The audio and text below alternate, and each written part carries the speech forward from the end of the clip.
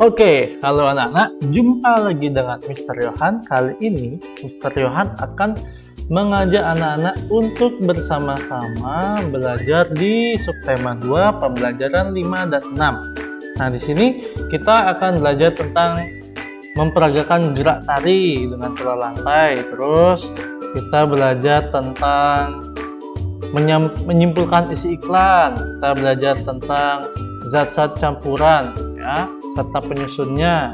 Terus kita belajar juga tentang menyampaikan dan menyimpulkan hasil iklan. Terus kita juga belajar tentang mewujudkan hidup rukun, ya. Kita juga belajar tentang memperagakan gerak tari dengan pengembangan pola tari. Oke, di sini memperagakan gerak tari, ya. Gerak tari itu harus disertai dengan pola lantai anak-anak. Kalau enggak, tarian itu akan terasa monoton, ya, akan terasa membosankan. Nah, di sisi lain, ya, dibentuknya pola lantai itu memiliki tujuan. Yang pertama, ya, supaya penari itu nggak tabrakan, ya, supaya lebih teratur itu gerakannya. Terus yang kedua, dia itu bisa dibedain antara gerakan pertama, gerakan intinya, dan gerakan akhirnya. Kemudian pola lantai itu juga bisa membuat tarian lebih menarik, lebih estetik. Nah, bahasa gaulnya lebih estetik. Terus yang keempat, supaya penari itu semuanya kelihatan, nggak ada yang ketutupan antara penari yang depan dengan yang belakang. Terus yang kelima itu pola lantai itu dibuat supaya kita bisa menguasai panggung, supaya nggak jatuh nanti kejengklok di depan panggung, ya.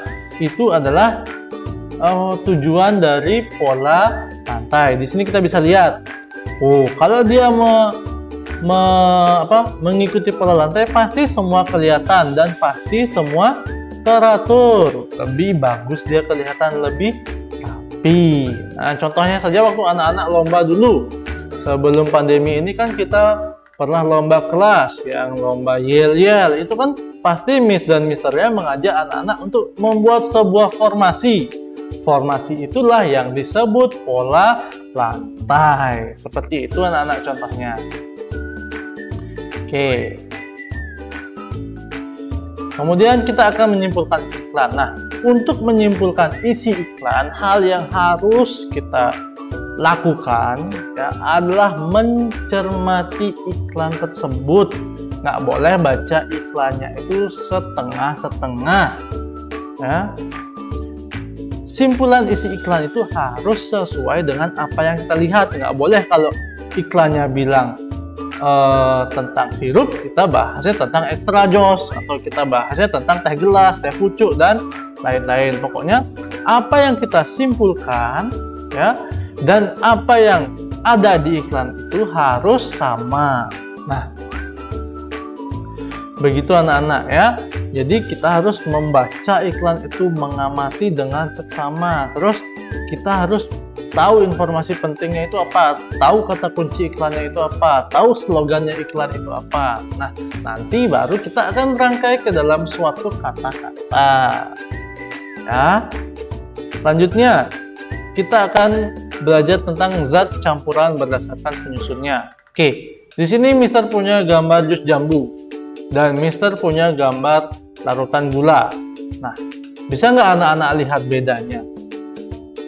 Jika jus jambu itu atau jus-jus yang dari Indomaret itu, ya, coba anak-anak diemin di gelas bening.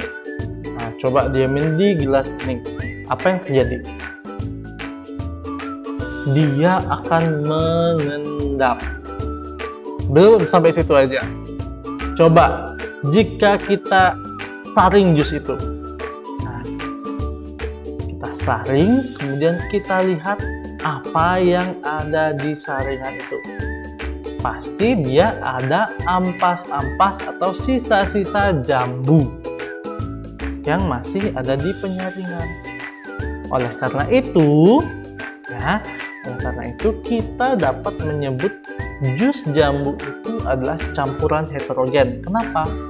Karena campuran heterogen itu adalah campuran yang zat-zat penyusunnya nggak tercampur secara sempurna. Contoh yang lain, campuran heterogen. Coba anak-anak tuangkan berapa ya? 5 tetes minyak ke dalam 1 gelas air. Coba deh.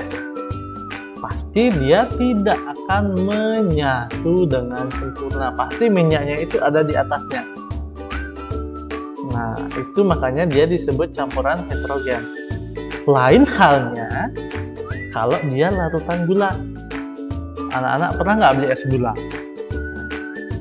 Pasti ada larutan gula yang dicampur ke dalam air supaya dia itu banyak.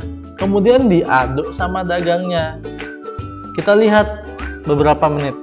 Apakah ada gula yang mengendap di bawahnya?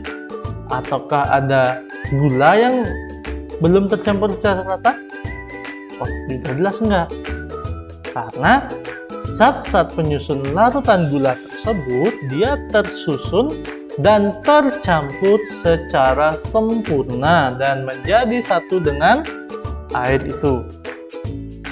Ya. Jadi, oleh karena itu kita bisa menggolongkan larutan gula ini ke dalam apa?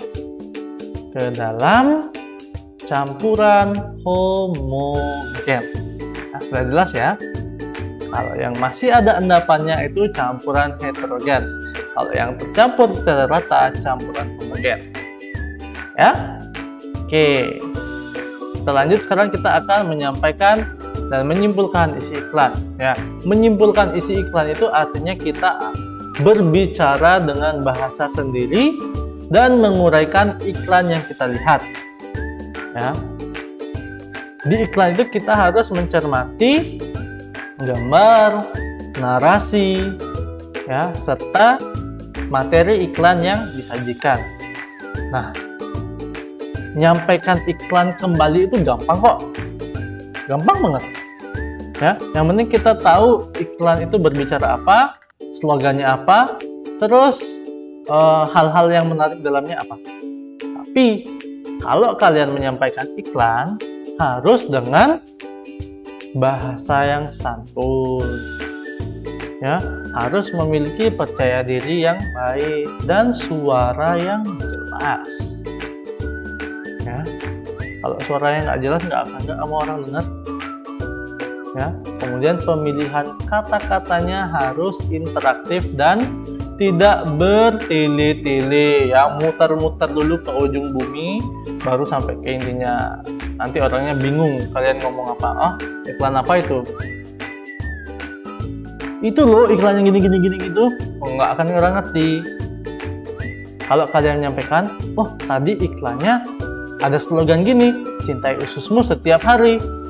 Oh, orang pasti langsung tahu. Oh, itu tuh iklan Yakult. Ya, itu dah iklan Yakult.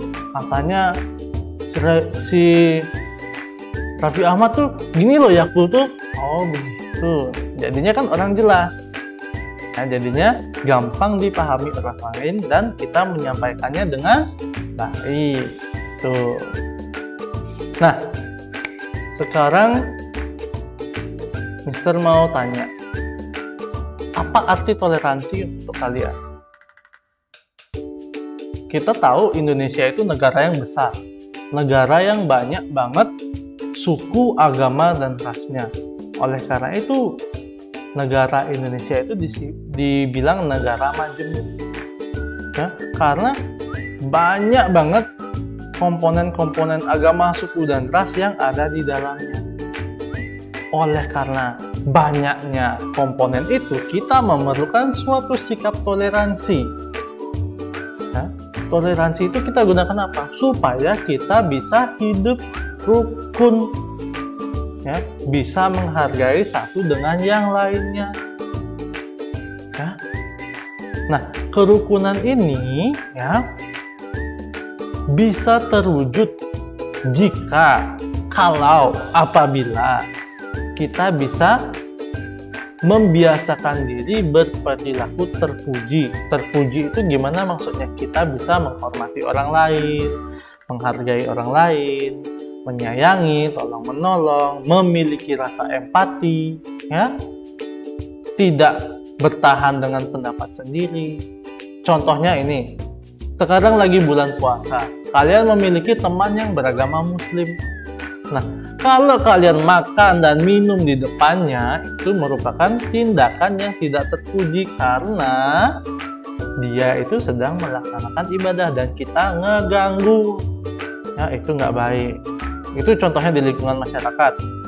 Kalau di lingkungan rumah, misalnya mama sedang sakit, terus kalian gangguin adiknya, itu merupakan tindakan yang tidak terpuji.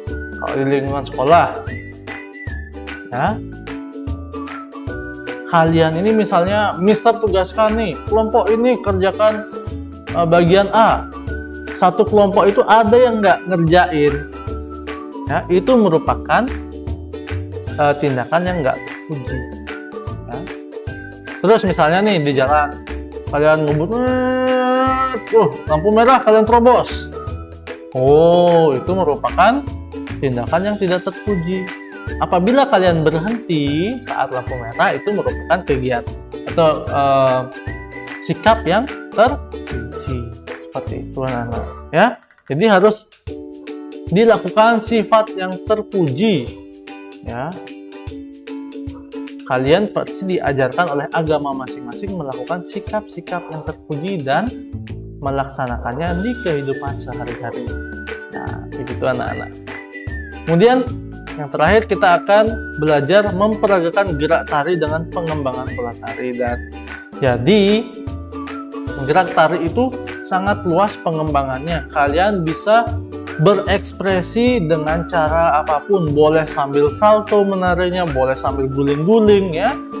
Jadi gerak tari kreasi itu tidak terbatas ininya, pengekspresiannya. Jadi kalian bisa mengekspresikan gerak tari itu dengan bebas, ya. Tapi jika kita ingin lebih teratur, maka kreasi kita itu kita padukan dengan pola-pola lantai yang kita sudah pelajari. Nah, contohnya itu kalau kalian pernah nonton Asian Games, itu merupakan tari kreasi, tapi dia juga memakai pola-pola lantai. Ya, di pembukaan Asian Games yang tari saman itu merupakan tari kreasi. Ya, yang fire dance, ya, waktu penyalaan obor itu juga merupakan tari kreasi. Nah, sekian saja untuk video kali ini. Ya, Mister harap anak-anak bisa menerima dengan baik, memahami dengan baik apa yang Mister sampaikan. Nah, untuk tugasnya, ya, coba kalian buat, ya, satu contoh larutan dan satu contoh campuran heterogen. Kemudian kalian jadikan satu ke dalam photogrid.